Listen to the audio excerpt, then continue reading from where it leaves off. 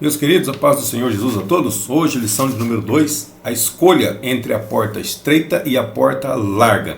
Nosso texto áureo se encontra em Lucas capítulo 13, versículo de número 24, que diz assim, porfiai por entrar pela porta estreita, porque eu vos digo que muitos procurarão entrar e não poderão. A palavra porfiai vem do verbo porfiar, que significa disputar, contender e também brigar. Então, porfiai por entrar pela porta estreita, poderia ser traduzido assim também: disputai por entrar pela porta estreita, contendei por entrar pela porta estreita, brigai por entrar pela porta estreita. E também a nossa lição está dividida em 3 tópicos principais, que são portas e caminhos. Segundo, por que entrar pela porta estreita é difícil.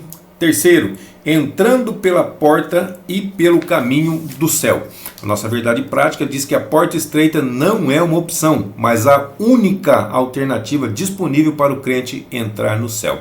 A palavra-chave é porta. Então, primeiro tópico, portas e caminhos. Primeiro subtópico, a porta estreita. Mateus 7, versículo 13, a parte A do versículo diz assim, entrai pela porta estreita.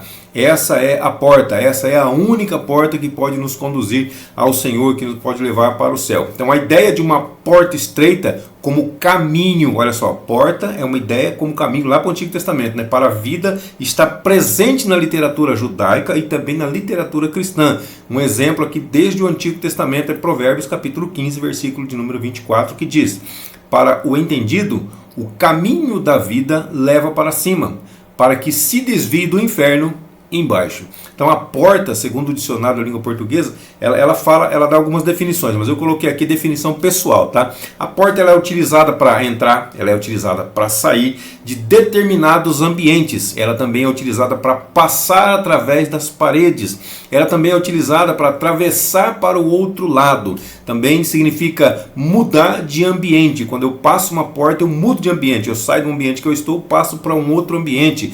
Porta também significa acesso, porta também significa segurança, porta também significa privacidade, dentre tantas outras coisas. Ela pode também estar aberta, pode estar fechada, ela pode estar trancada, ela pode estar somente encostada, ela pode estar lacrada, dentre outras coisas também. Aí vem o segundo subtópico, que fala sobre o caminho apertado. Então, quando nós falamos de caminho apertado, o caminho apertado ele aponta para a conduta da pessoa, a maneira de viver que evidencia, que deixa claro se a pessoa é salva ou se a pessoa é perdida, se ela está no caminho da salvação ou se ela está no caminho da perdição.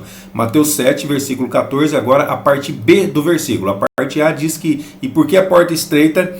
E porque estreita é a porta, aí vem a parte B do versículo. E apertado o caminho que leva à vida. Então essa é a parte que nós vamos utilizar do versículo. Apertado o caminho que leva à vida. Então o caminho que leva para a vida, ele é apertado. A porta que leva para a vida, ela é estreita. Olha só a diferença em detrimento do outro caminho. Porque só existem 2 caminhos, como Jesus disse. Então o caminho apertado aponta para os que desejam a vida eterna. Apertado, vem da palavra grega tilibo, que significa prensar como uvas, espremer, pressionar com firmeza. Também significa caminho comprimido ou contraído. Então, metaforicamente, o que significa apertado? Significa aborrecer, significa afligir e também significa angustiar. Ou seja, o caminho apertado, o caminho estreito, ele vai nos trazer aborrecimentos, ele vai nos trazer aflições, ele vai nos trazer angústias, mas também vai nos levar a praticar os ensinamentos de Jesus. Mateus 5,48. Sede vós, pois, perfeitos. Alguém é perfeito aqui? Nós não somos, né? Mas ele está dizendo, sede vós, pois, perfeitos, como é perfeito o vosso Pai que está nos céus. Ou seja, pratique tudo aquilo que Jesus veio aqui e nos ensinou a praticar. Coloquemos em prática todos os ensinos de Jesus. Terceiro subtópico fala sobre a porta larga e caminho espaçoso. Mateus capítulo 7, versículo 13, a parte B do versículo. Nós lemos a parte A, que falou lá no início, que falou sobre entrar pela porta estreita. Agora a parte B do versículo diz: porque larga é a porta e espaçoso o caminho que conduz a perdição. Então, só tem 2 caminhos e só tem 2 portas. O caminho estreito que vai levar para a porta estreita e o caminho largo que vai levar para a porta larga. Então, Entrai, ele está dizendo, ele está dando uma dica para nós, ele está dando um conselho para nós. Entrai pela porta estreita. Por quê? Porque o caminho largo e espaçoso conduz à perdição. E muitos são os que entram por ela, ou seja, pela porta larga, pelo caminho largo. Então a porta larga e o caminho espaçoso, eles simbolizam uma vida sem compromisso com Cristo, conforme o padrão do mundo, ou seja, da mesma forma que o padrão do mundo. Esse caminho leva muitos a fazer o que, Valdecir? A buscar o prazer e também todos os tipos de ideias que negam a Bíblia Sagrada e os seus ensinamentos. Juízes capítulo 21, versículo 25 diz assim, ó, naqueles dias, no dia dos juízes, não havia rei em Israel, porém, cada um fazia o que parecia reto aos seus olhos. Olha só, cada um nesse período fazia o que parecia certo. Eu acho que isso está certo, então vou fazer dessa forma. Aí vinha um outro, achava que aquilo estava certo, ele fazia dessa forma. Cada um fazia aquilo que parecia certo diante dos seus olhos, de acordo com aquilo que aprendeu. Então as pessoas, elas viviam segundo as suas próprias ideias de certo ou de errado e não desejam ajustar-se aos ensinos das Escrituras Sagradas. É o que tem acontecido hoje. Acontecia e tem acontecido hoje ainda. O resumo desse tópico diz que a porta estreita e o caminho apertado representam uma vida de compromisso com Cristo. Então o segundo tópico fala sobre por que entrar pela porta estreita é difícil? Por quê? É uma pergunta. Por que é difícil entrar pela porta estreita? Aí vem o primeiro subtópico, uma porta aberta, porém difícil. Então essa é a porta estreita. A porta está aberta, porém existem muitos impedimentos. O egoísmo, o ego inflado, idolatria, dentre tantas outras coisas que existem por aí, são só esses 3 exemplos aqui. Então, para tomar o caminho do céu é preciso o quê? Renúncia. Mateus 16, 24 vai dizer, então disse Jesus aos seus discípulos, se, olha, é uma condicional aqui, tá? É uma condição. Se alguém quiser vir após mim, ele não está definindo quem. Alguém, qualquer pessoa quiser vir após mim, primeiro, renuncie-se a si mesmo. Tome sobre si a sua cruz e depois siga-me. Então essas são palavras de Jesus. Temos que renunciar a nós mesmos, temos que tomar sobre nós a nossa cruz e temos que seguir a Jesus. E Gálatas 5:24 diz, e os que são de Cristo crucificaram a sua carne com as suas paixões e concupiscências. Então, todas as nossas paixões, todas as nossas concupiscências, concupiscência é desejo imoderado, desejo que não pode ser refreado, desejo incontrolável, tá? Então tudo isso foi lançado, foi crucificado na cruz, se é que nós estamos em Cristo. Aí vem o segundo subtópico, as oportunidades da porta larga, elas são atraentes. Então a porta larga, ela oferece uma jornada de prazeres, ela oferece uma jornada de deleites e também de libertinagem. Pode dizer o que é libertinagem? Libertinagem é liberdade sem limites. Você pode fazer o que você quiser do jeito que você quiser. Isso é libertinagem. Então é um caminho de apego prazeroso ao mundo e também de desprezo a Deus. Então, se você pega um caminho de apego ao mundo, automaticamente vai estar desprezando a Deus. Se você pega um caminho de amor a Deus, automaticamente vai estar desprezando o mundo. Por isso que ele diz que são 2 caminhos. Ou é o mundo, ou é Deus. Ou é Satanás, ou é Deus. Ou é as coisas, os desejos da carne, ou é Deus. Aí vem 1 de João capítulo 2, versículo 15 e 16, que diz, não ameis o mundo, nem o que no mundo há. Não ameis o mundo, nem as coisas que existem no mundo. Se, olha de novo, se alguém ama o mundo, o amor do Pai não está nele. Então, ele está falando de 2 amores aqui. O amor do Pai e o amor do mundo. Se alguém ama o mundo, o amor do Pai não está nele. Se alguém ama o Pai, o amor do mundo não está nele. Os desejos do mundo não estão nele. Versículo 16. Porque tudo que há no mundo, a concupiscência da carne, a concupiscência dos olhos, a soberba da vida, não é do Pai, mas é do mundo. Então, tudo isso, todos esses desejos que nós não conseguimos controlar, eles pertencem ao mundo, não pertencem a Deus, não pertencem ao Pai. Então, todos os que amam o mundo não entrarão no reino de Deus. Vão dizer, o que você está dizendo? Eu estou dizendo não. Olha só o que diz 1 Coríntios capítulo 6, versículos 9 e 10. Não sabeis que os injustos não hão de herdar o reino de Deus? Olha que nós estamos falando de reino de Deus, tá? Não hão de herdar o reino de Deus? 10. Não erreis. Nem os ele faz uma listinha aqui, tá bom?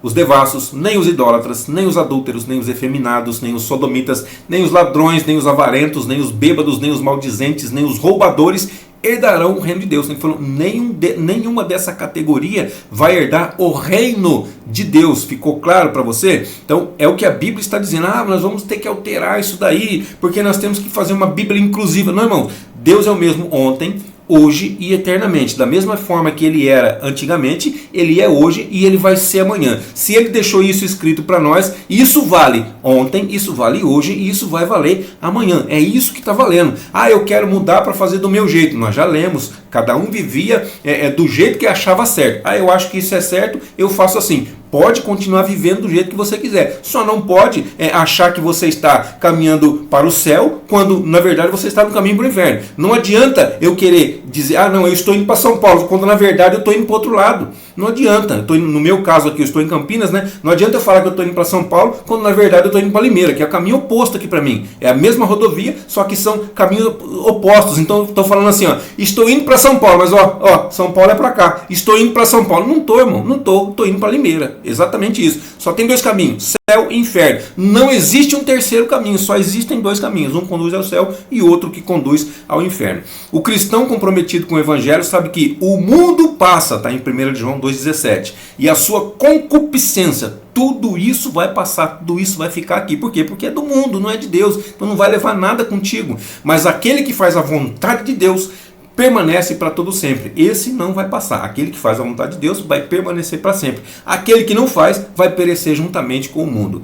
Terceiro subtópico fala sobre as razões das exigências. Então, a porta estreita e o caminho apertado, eles requerem de nós uma transformação interior, uma decisão pessoal e também uma disposição em seguir na contramão da maioria das pessoas.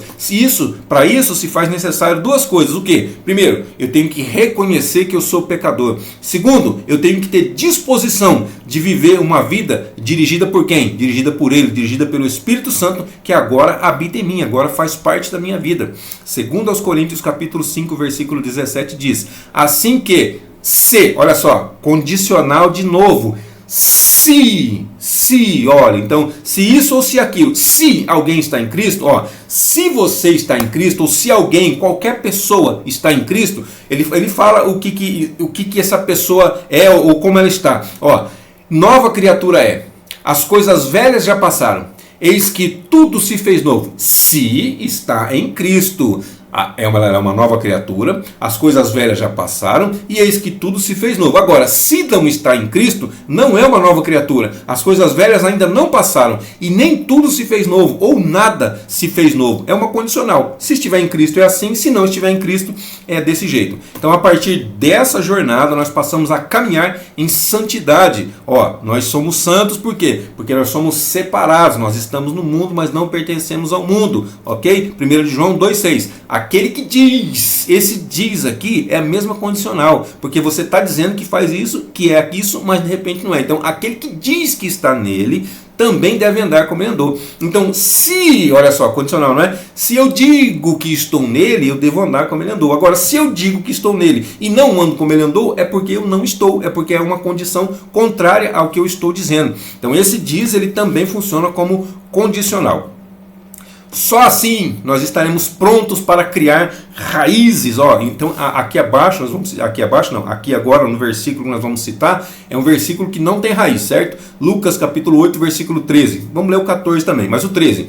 E os que estão sobre pedra, aqui é a parábola do semeador. O semeador saiu a semear e foi lançando a sua semente. Aí ele está explicando aqui. E os que estão sobre pedra, algumas sementes que caíram sobre pedra. Estes são os que, ouvindo a palavra, a recebem com alegria, mas como não tem raiz, tem como criar raiz em cima de pedra, irmão? Planta não consegue criar raiz em cima de pedra. Como não tem raiz, apenas creem por algum tempo, e no tempo da tentação se desviam. Sabe aquelas pessoas que aceitam a Cristo com alegria, tudo, mas começou a tribulação e ela já se afasta? Pois é, essa aí é a semente que caiu sobre a pedra. Aí versículo 14, por quê? Porque não tem raiz, é o contrário, nós precisamos ter raiz. Versículo 14, e aqui caiu entre os espinhos, olha só, esses são os que ouviram e indo por diante são sufocados. Sufocados com o quê? Olha só, presta atenção, porque a que a gente falou anteriormente não tinha raiz porque estava sobre a pedra. Essa caiu no meio dos espinhos. No meio dos espinhos significa que ela está numa terra. Só que existem os espinhos. O que os espinhos fazem? Eles estão sufocando essa semente. Com o quê? Com os cuidados, com as riquezas, com os deleites da vida. E essas pessoas não dão fruto com perfeição. Ou seja, elas têm raiz, porém a preocupação é maior com as coisas da terra do que com as coisas do céu. Então essas coisas vão tomando uma dimensão tão grande na vida dessa pessoa que ela não consegue dar fruto com perfeição. Pode até dar fruto, visto que tem raiz, mas fica tão preocupada com as coisas dessa terra, com as coisas dessa vida, com as coisas desse mundo, com as coisas pessoais, que se esquece das coisas de Deus e não dá fruto como deveria dar. O resumo desse tópico diz que seguir pelo caminho apertado requer uma disposição em seguir na contramão da maioria. Então a maioria está indo por um caminho e nós estamos num caminho diferente. Isso é a disposição que nós precisamos ter, seguir no caminho apertado. Então nós temos que entender que isso vai acontecer na nossa vida. A maioria está indo por um caminho, mas nós estamos indo por outro. Tá claro? O terceiro tópico fala sobre entrando pela porta estreita e pelo caminho do céu. João 10,9 diz: eu sou a porta. Jesus está dizendo aqui, tá? Se alguém entrar por mim, salvar-se-á. Entrará, sairá e achará pastagem. Então Jesus, ele é a porta estreita. João 14,6 disse-lhe Jesus: eu sou o caminho e a verdade e também a vida. Ninguém vem ao Pai a não ser por mim, ou se não por mim. Então Jesus é a porta estreita e aqui está dizendo que Jesus é o caminho apertado. O primeiro subtópico fala sobre arrependimento de pecados. Quem pregava arrependimento de pecados? João Batista pregava arrependimento de pecados. Mateus capítulo 3, versículos 1 e 2. E naqueles dias apareceu João o Batista pregando no deserto da Judéia e dizendo: arrependei-vos, porque é chegado o reino dos céus. Então a mensagem pregada por ele ou por João Batista é o arrependimento, confirmando as palavras dos profetas lá do Antigo Testamento. Então Isaías, Jeremias, entre outros profetas, falavam que era para ser pregado o arrependimento. Isaías 55:7. Deixe o ímpio o seu caminho e o homem maligno os seus pensamentos, e se converta ao Senhor, que se compadecerá dele. Torne para o nosso Deus, porque grandioso é em perdoar. E o que ele está dizendo aqui? Para se converter, para mudar de caminho, para se arrepender. Jeremias 7,3 também diz: assim diz o Senhor dos exércitos, o Deus de Israel: melhorai os vossos caminhos e as vossas obras, e vos farei habitar neste lugar. Então o arrependimento bíblico, ele é uma disposição para mudar de ideia no aspecto mental, moral do pecador. O arrependimento bíblico é assim, tá? Temos que ter essa disposição, temos que ter uma transformação, uma mudança de mente e uma mudança de hábitos, uma mudança de caminhos, uma conversão verdadeira na nossa vida. Essa mudança aqui, no grego, a palavra é metanoia. Metanoia significa mudança de mente. E no hebraico ela é nahum. Nahum significa entristecer-se. Então, estamos falando no grego, é metanoia lá no Novo Testamento. Lá no Antigo Testamento, a mesma palavra é usada nahum, que significa entristecer-se.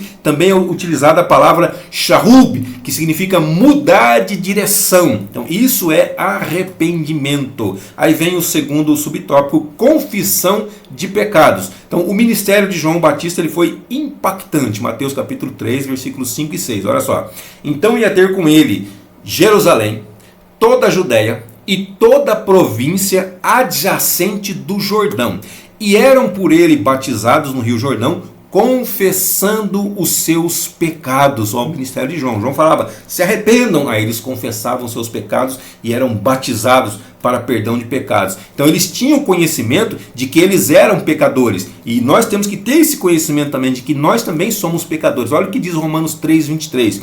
Porque todos, ficou alguém de fora? Não, todos inclui todos. Inclui você, inclui a mim? Inclui todos, inclui a nós também. Todos pecaram e destituídos estão da glória de Deus. Então, se estão destituídos, precisam ser novamente retornar a Deus. E não é da nossa maneira que nós retornamos a Deus, é da maneira dele. Jesus criou um novo e vivo caminho para que nós pudéssemos retornar a Deus. E não nós criamos caminho para voltar a Deus. Esses caminhos que nós criamos não tem jeito, eles são chamados de religião. O caminho que Jesus criou é novo e vivo, segundo a carta aos Hebreus.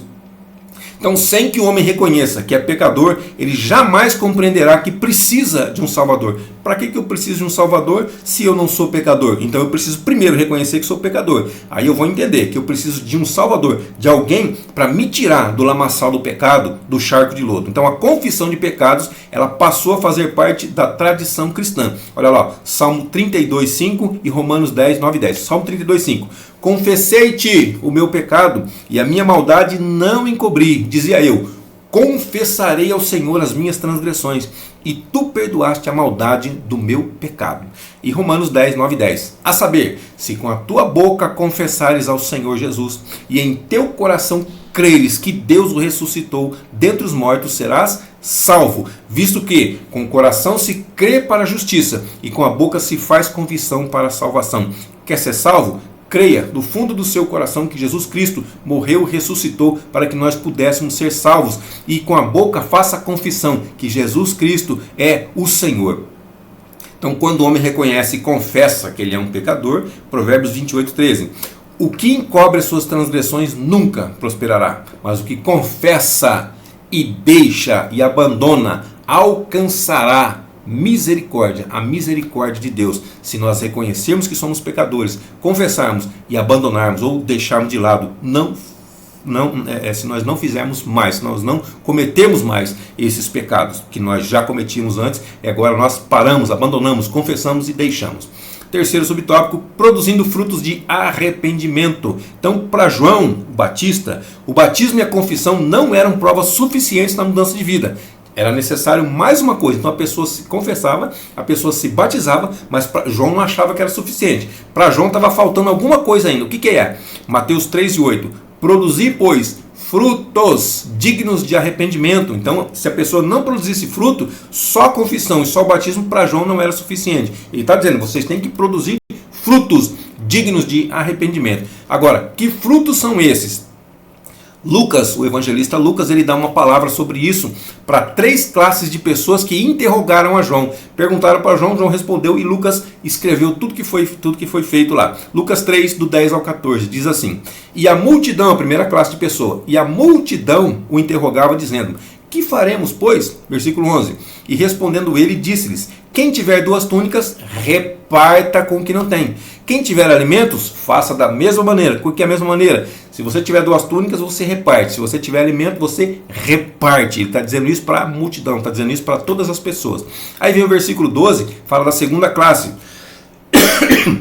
E chegaram também uns publicanos. Então, peraí, tem aqui o primeiro a multidão, depois tem os publicanos e mais para frente vai ter os soldados. Então são as 3 classes de pessoas que nós estamos falando, que João está falando e que Lucas anotou. Chegaram também uns publicanos para serem batizados e disseram-lhe, mestre, que devemos fazer? E ele lhes disse, não peçais mais do que o que vos está ordenado. Não peças mais do que vos está ordenado. Ou seja, não cobre o indevido, não roube, não tire a mais da pessoa. É isso que ele está dizendo. Porque os publicanos eram os cobradores de impostos. Então ele está dizendo, ele está perguntando para ele, o que nós vamos fazer? Não cobre mais, não cobre indevidamente, não roube. Ou seja, não tire dinheiro da pessoa. E vem o 14, e uns soldados o interrogaram também dizendo, e nós, o que faremos? E ele lhes disse, a ninguém trateis mal, não defraudeis e contentai-vos com o vosso soldo. O vosso soldo é o seu salário, ou seja, esteja contente com aquilo que você recebe. O que é tratar mal, o que é defraudar aqui? Os soldados, os romanos, eles tinham um costume, ou um mau costume, de fazer o quê? De pegar suas mochilas pesadas, suas bolsas pesadas, colocar nas costas das pessoas e falar, carrega para mim.